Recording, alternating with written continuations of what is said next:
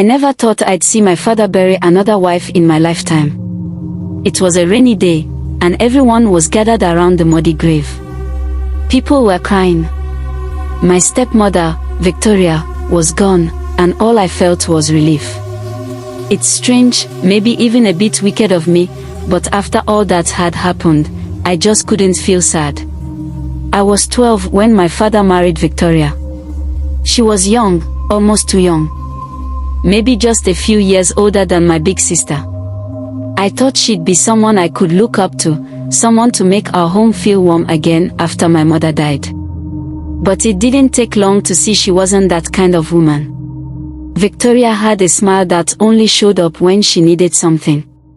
For the rest of the time, it was a hard, tight line, especially whenever she looked at us kids. She'd treat us like servants, making us scrub the floors, cook, clean, and do everything she didn't want to do. When my father was around, she'd turn into the sweetest person you ever saw, but the moment he left, her eyes turned cold. I remember one night I'd finished cleaning the pot after dinner, my fingers aching and red from scrubbing. I was hungry, I'd only had one small scoop of yam. Victoria didn't let us take more than that. She'd always say food was expensive and we had to learn how to manage. That night, I stole a piece of leftover yam from the pot. Just one piece. But she caught me. She didn't yell. She just looked at me with those cold eyes, and then she locked me in the storeroom all night. I slept on the hard, dusty floor with rats scurrying around. She told my father I'd gone to visit a friend. He believed her. But it got worse. Victoria had her own son, and the way she treated him was like he was a prince.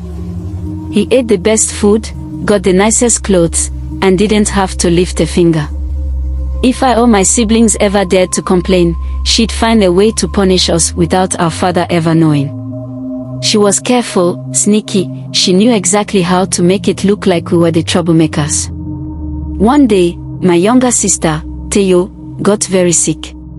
She was coughing, feverish, and too weak to get out of bed. We begged Victoria to take her to the hospital, but she just scoffed and said she was probably faking it to get out of chores. We tried to tell my father, but he wasn't around much. He was a trader, always traveling, always working to provide.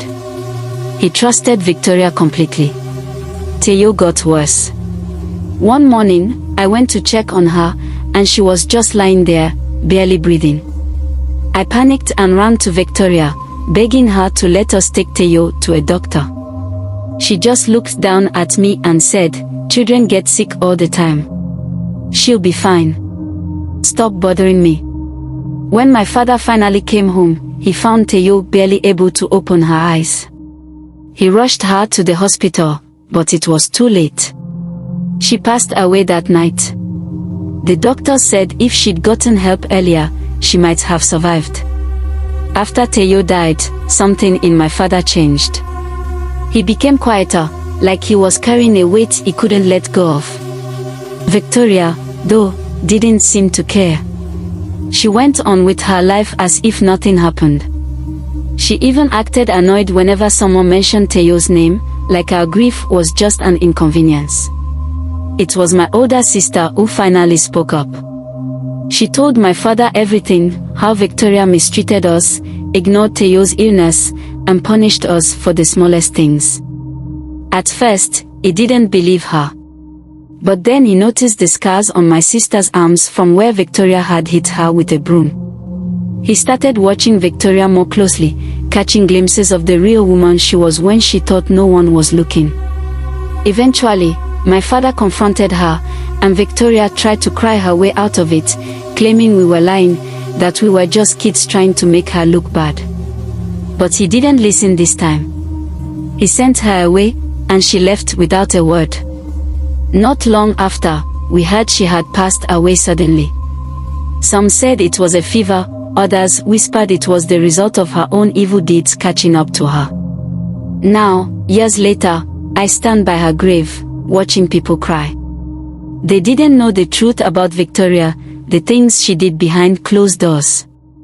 And part of me wonders if, maybe, It was Theo's spirit that finally got justice for us all.